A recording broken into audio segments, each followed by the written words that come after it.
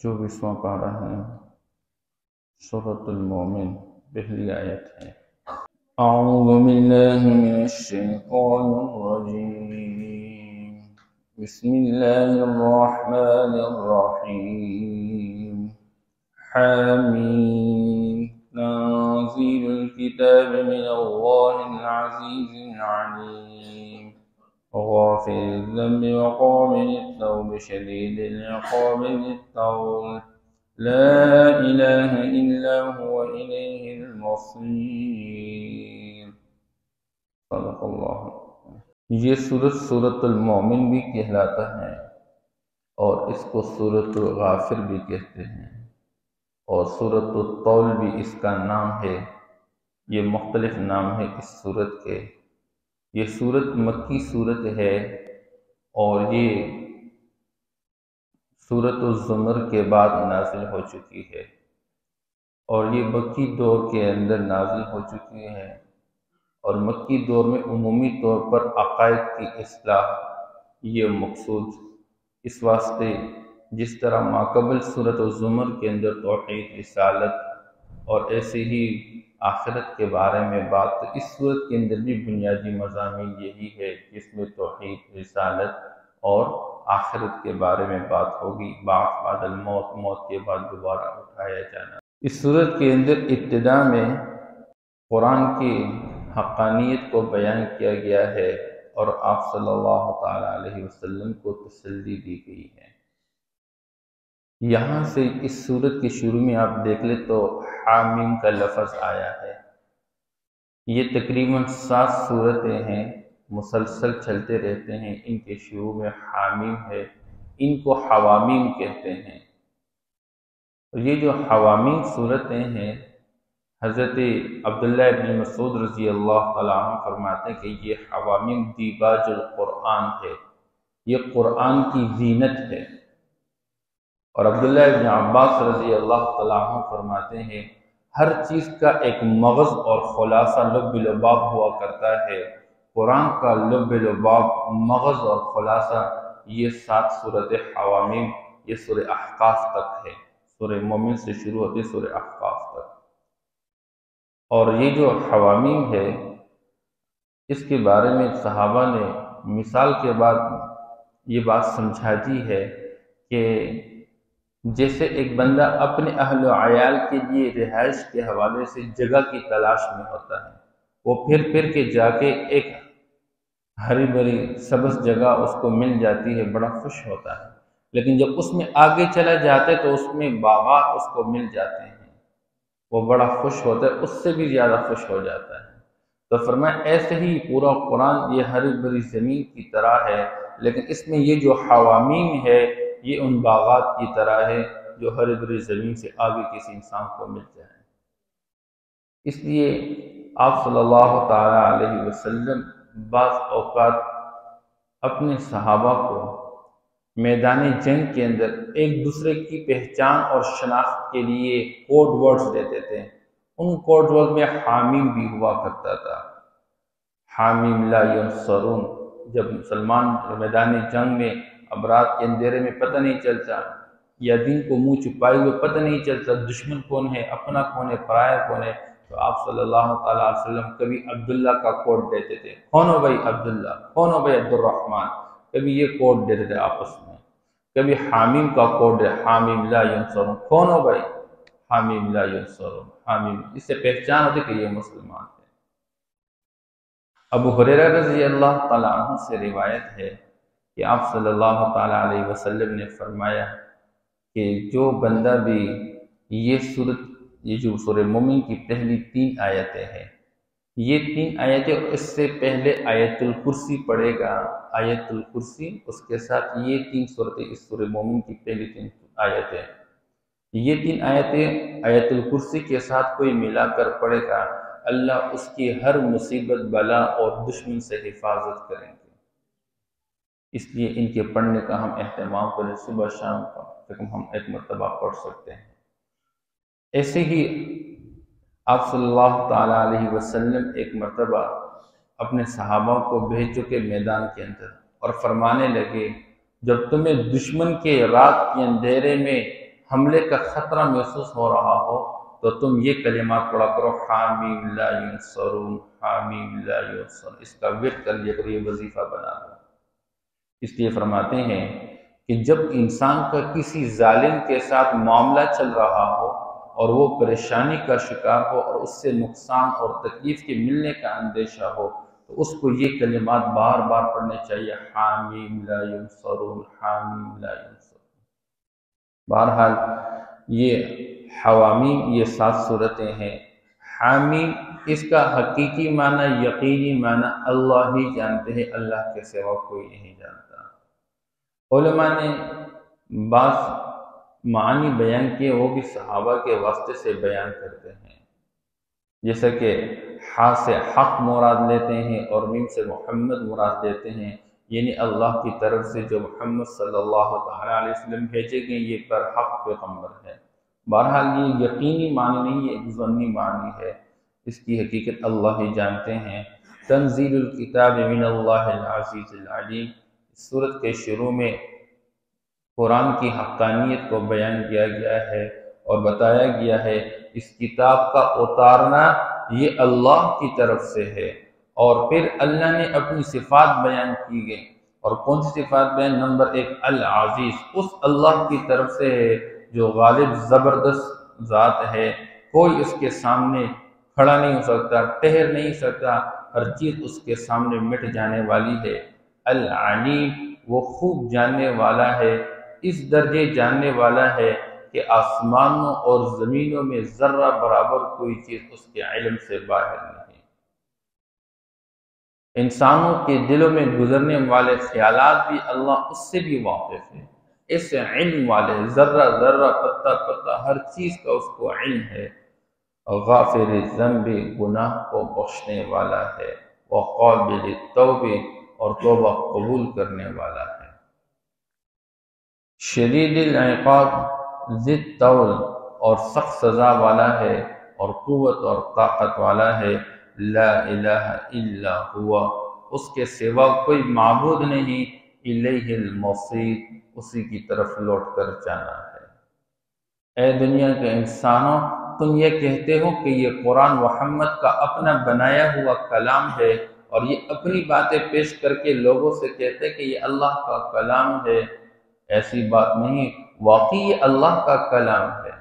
تم لوگ حضور کے بارے میں، قرآن کے بارے میں شکوک و شبہات ڈال رہے ہو، نہیں، حقیقت یہ ہے کہ یہ قرآن اللہ کی طرف سے نازل شدہ ہے، اور پھر اللہ جل شانہ اپنی صفات بیان کر چکے کہ کس ذات کی طرف سے یہ نازل شدہ ہے۔ ہاں جی، حضرت عمر رضی اللہ عنہ کے زمانے میں ایک بڑا باروب شخص شام سے آتا رہتا تھا، تو اس کا آنا کم ہو چکا۔ حضرت عمر رضی اللہ تعالیٰ عنہ نے اس کے بارے میں معلومات کی کہ یہ بندہ نظر نہیں آ رہا، خیریت تو ہے۔ پتہ چلا کہ وہ بندہ شراب پہ مبتلا ہو چکا ہے اور دین سے بہت دور چلا گیا ہے۔ حضرت عمر رضی اللہ تعالیٰ عنہ اس کے نام پہ ایک خط جاری کیا، اور کہنے جو خط جس کو دیکھ کر بھیج رہے تھے تو فرمانے لگے کہ جب اس کو یہ خط حوالہ کیا جائے تو خیال کرنا کہ وہ نشے کی حالت میں نہ ہو، تو جب وہ ہوش میں آ جائیں اس کو پھر یہ خط میرا حوالہ کر لیں۔ تو حضرت عمر رضی اللہ تعالیٰ عنہ نے اس خط کے اندر یہ آیات مبارکہ لکھی ہوئی تھی، تنزیل الکتاب من اللہ العزیز العلیم غافر الذنب، وہ تو گناہ کو بخشنے والا ہے۔ انسان کے اندر نسیان ہے، یہ بھول جاتا ہے، یہ اللہ بھول کے اس سے خطا ہو جاتی ہے، اس سے گناہ ہو جاتا ہے، لیکن جب یہ اپنے گناہ پر ندامت اختیار کر لیتا ہے اور اللہ کے سامنے توبہ کر لیتا ہے تو اللہ گناہ کو بخش دیتے ہیں، اور ایسے بخش دیتے گویا کہ اس نے گناہ کیا ہی نہیں ہے۔ اچھا، گناہوں کو صاف کر لیتے ہیں، عجیب، عمل نامے سے گناہ مٹ جاتے ہیں۔ وقابل التوب، وہ توبہ قبول کرنے والا ہے۔ جب بھی کوئی بندہ ندامت اختیار کرتے اللہ کے سامنے توبہ کرتا ہے، اللہ مجھے معاف فرما دے، میں توبہ کرتا ہوں، اللہ توبہ قبول کرنے الا الذین تابوا واصلحوا وبینوا فاولئک اتوب علیہم، اللہ فرماتے ہیں میرے سامنے کوئی آ کر توبہ کر لے، میں پچھلے تمام گناہوں کو معاف کرنے والا ہوں۔ انسان کے گناہ زمین سے لے کر آسمان کی چوٹی تک پہنچ جائے اور ایک مرتبہ سچے دل سے کہہ دے اللہ میری توبہ مجھے معاف کر دے، اللہ گناہوں کو بخشنے والے، توبہ قبول کرنے والے۔ لیکن ساتھ اللہ فرمائے شدید العقاب، کوئی اپنے اکڑ میں آ کے، کوئی اپنی انب پرستی میں آ کے، خواہش پرستی میں آ کے یہ گناہ سے توبہ نہیں کرنا چاہتا اور معافی نہیں مانگتا، پھر یاد رکھنا اللہ سخت سزا والے بھی ہے، شدید العقاب، ذی طول، اور وہ قوت اور طاقت والا ہے، اس کے سامنے کسی کی کوئی قوت اور طاقت نہیں چلتی، اسے کوئی عاجز بنانے والا نہیں، اس سے کوئی بھاگ نہیں سکتا، وہ پکڑنے پر آ جائے تو پھر کوئی بھاگ نہیں سکتا۔ ذی طول، لا الہ الا ہوا، اس کے سوا کوئی معبود ہی نہیں، اور یاد رکھنا انجام الیہ المصیر، اسی کی طرف لوٹ کر جانا ہے۔ وہ باس پرس کرے گا، نعمتوں کے بارے میں پوچھے گا، جوانی کے بارے میں پوچھے گا، مال کے بارے میں پوچھے گا، زندگی کے قیمتی لمحات کے بارے میں پوچھے گا، وہ سوال کرے گا، تم جواب دو گے۔ وہ بندہ حضرت عمر رضی اللہ تعالیٰ عنہ کا خط جب پڑھ چکا تو اس نے کہا مجھے امید بھی دلائی گئی ہے کہ اللہ توبہ قبول کرنے والے، گناہ معاف کرنے والے، لیکن مجھے ڈرایا بھی گیا ہے۔ وہ بندہ توبہ کر چکا اور اللہ سے معافی مانگ چکا۔ اس حضرت عمر رضی اللہ تعالیٰ پھر لوگوں کو بتانے لگے جب تم اس طرح اپنے بھائی کو دیکھ لو کہ تمہارا کوئی اپنا دوست ساتھی ہے، مسلمان ہے، اور وہ گمراہی کے راستے پہ چل پڑا، گناہوں میں ڈوب گیا ہے، تو اس کے ساتھ ایسا ہی کرنا، اس کو اللہ کی رحمت کی امید دلاؤ گے، وہ آ جائے گا اللہ کی رحمت کی طرف، وہ واپس لوٹ کر آئے گا۔ اور اگر تم اس کو تانے دینے لگ جاؤ، اس کو اللہ کی رحمت سے نا امید بنا لو گے، تو کبھی وہ اس طرف نہیں آئے گا۔ اس کی کوشش یہ کرنی چاہیے۔ ہمارے ہاں نفرت کی جاتی ہے، جو گناہوں میں مبتلا انسان، لوگ اس سے دور بھاگتے ہیں، لوگ اس کو پسند ہی نہیں کرتے، یہ بھی مسجد میں آئے تو اس کی بھی مسجد میں کوئی جگہ، وہ بھی اللہ کا گھر ہے۔ لوگوں کو اللہ کی طرف لائیں، اللہ کے ساتھ جوڑ لیں۔ اور حقیقت تو یہ ہے کہ جتنا بھی دنیا کے اندر گناہوں میں پھنسا ہوا انسان، وہ اتنے اللہ سے ڈرتا ہے، اس کو صرف متوجہ کرنے کی ضرورت ہوتی ہے۔ ایک بہت بڑے عالم دین ایک رات ایک شرابی کے پاس جا کے اس سے منت سماجت کروا کے اس کو اٹھا کے مسجد میں لا کے اللہ کے سامنے کھڑا کر دیا۔ 2 رکعت نفل نماز وہ پڑھ رہا ہے، اور یہ بندہ توبہ کی نماز پڑھ رہا تھا، اور یہ اللہ والا اس کے پیچھے اس کے قدموں بیٹھ کے اللہ سے مانگ رہے ہیں یا اللہ اس وقت آپ کی جو رحمت اس بندے کی طرف متوجہ، مجھے بھی اس نے کچھ نصیب فرما۔ بہرحال تو یہاں پر اللہ نے امید بھی دلائی ہے اور ڈرایا بھی ہے۔ ما یجادل فی آیات اللہ الا الذین کفروا، یہ تسلی دی جا رہی ہے آپ صلی اللہ تعالیٰ وسلم اور صحابہ کو۔ اس قرآن کو اللہ نے اتارا ہے، اس قرآن میں کوئی لڑتا جھگڑتا نہیں، لیکن جھگڑا کرنے والا اس قرآن کے بارے میں کون ہے؟ اللہ کی آیات کے بارے میں اللہ فرماتے کوئی نہیں جھگڑتا، الا الذین کفروا، مگر کافر لوگ لڑتے رہتے ہیں۔ فلا یغررک تقلبهم فی البلاد، اور باوجود یہ کہ یہ قرآن کے بارے میں لڑتے رہتے ہیں، چاہیے تو یہ تو اللہ ان کو فوری طور پر پکڑ لیتے ہیں، لیکن دنیا میں اللہ نے ان کو مہلت دی ہے، ڈھیل دی ہوئی ہے، اللہ جل شانہ ان کو موقع دے رہے ہیں، اور یہ اللہ فرماتے ہیں اے میرے پیغمبر فلا یغررک تقلبهم فی البلاد، باوجود ان کے کفر کے یہ پھر بھی پوری زمین کے اندر چلت پھر اختیار کر چکے ہیں، چل رہے ہیں، پھر رہے ہیں، کبھی ایک ملک کبھی دوسرے ملک، اور خوب فراوانی کے ساتھ عیش و عشرت کی زندگی گزار رہے ہیں۔ یہ چیز کبھی آپ کو دھوکے میں نہ ڈالے۔ آج کا مسلمان بھی بعض اوقات دھوکہ کھا جاتا، او جی ہم تو نمازیں بھی پڑھتے ہیں، ہم روزے بھی رکھتے ہیں، اور ہمارے اوپر یہ مصیبتیں اور یہ پریشانیاں، یہ حالات اور یہ مہنگائی اور فلاں اور فلاں، اور یہ کافروں کو دیکھیں، ان کے پاس نہ تو کلمہ ہے، نہ تو ایمان ہے، نہ ان کے پاس نماز ہے، نہ روزہ، نہ زکوٰۃ ہے، اور خوب خوش و خرم زندگی گزاریں، عیش و عشرت کی زندگی گزاریں، ان کے پاس ساری دنیا کی ساری چیزیں موجود ہیں، ان کو کوئی مسئلہ نہیں ہے، ان کی ٹیکنالوجی سب سے اعلیٰ، ان کے ساتھ کوئی لڑ نہیں سکتا۔ مسلمان کے پاس نہ ٹیکنالوجی ہے، نہ قوت اور طاقت ہے۔ اللہ فرماتے ان کافروں کی ظاہری صورتحال کو دیکھ کر کبھی دھوکہ نہ کھانا۔ لا یغررک تقلبهم فی البلاد، یہ کافر جو زمین کے اندر شہروں کے اندر پلٹتے رہتے ہیں اور گھومتے پھرتے ہیں، یہ چیز آپ کو دھوکے میں نہ ڈالے، کیونکہ کفار مکہ وہ تجارت کا سامان لے کر چلے، کبھی یمن جاتے تھے، کبھی شام جاتے تھے، سردی اور گرمی کے حوالے سے موسم بدلتے رہتے تھے۔ اس حوالے سے چونکہ یہ لوگ جب حج کے لیے لوگ حج کے زمانے میں مکہ آتے تھے تو یہ لوگوں کا بہت بڑا اکرام کرتے تھے، لہٰذا لوگ بھی دنیا کے اندر ہر جگہ پر ان کے بہت زیادہ خیال رکھتے تھے، ان کا اکرام کرتے تھے۔ اس لیے مسلمانوں کو بعض اوقات شبہ پیدا ہو جاتا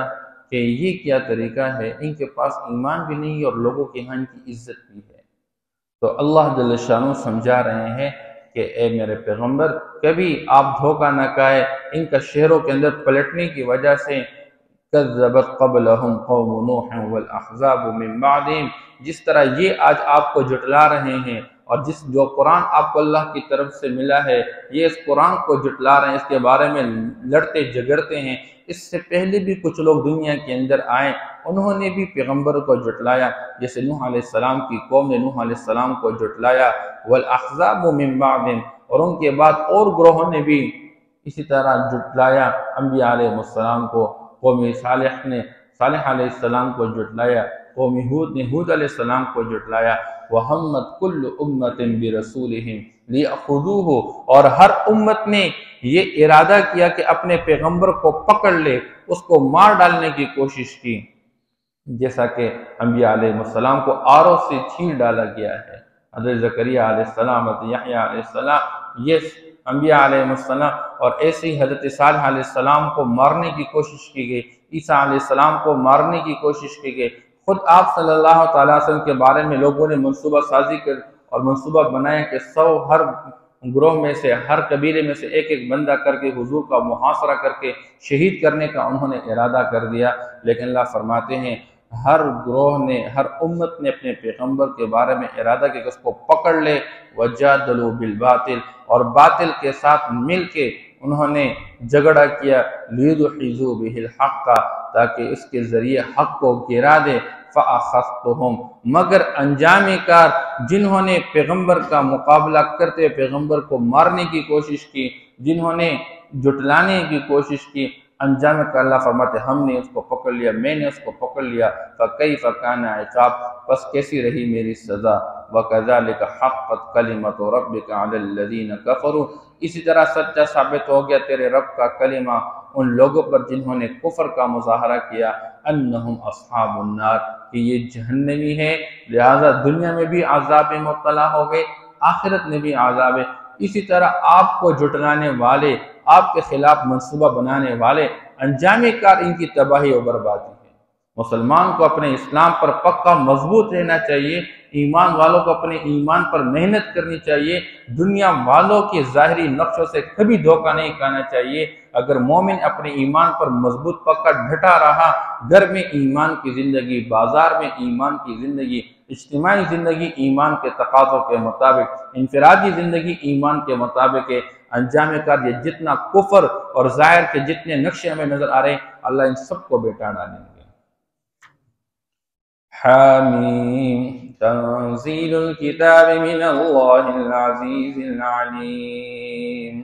کتاب کا اتارنا اللہ کی طرف سے ہے، وہ اللہ جو کہ غالب زبردست خوب جاننے والا ہے، غافر الذنب وقابل التوب، گناہ کو بخشنے والا، توبہ قبول کرنے والا، شدید العقاب، سخت سزا والا، ذی الطول، قوت اور طاقت والا ہے، لا الہ الا ہو، اس کے سوا کوئی معبود نہیں، الیہ المصیر، اسی کی طرف لوٹ کر جانا ہے، ما یجادل فی آیات اللہ، اللہ کی آیات میں کوئی نہیں جھگڑتا، الا الذین کفروا، مگر کافر لوگ، فلا یغررک تقلبهم فی البلاد،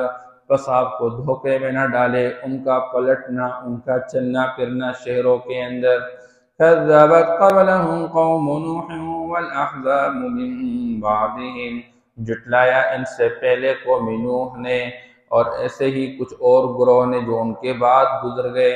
وَهَمَّتْ كُلُّ أُمَّةٍ بِرَسُولِهِمْ، اور ہر امت نے اپنے پیغمبر کے بارے میں ارادہ کیا،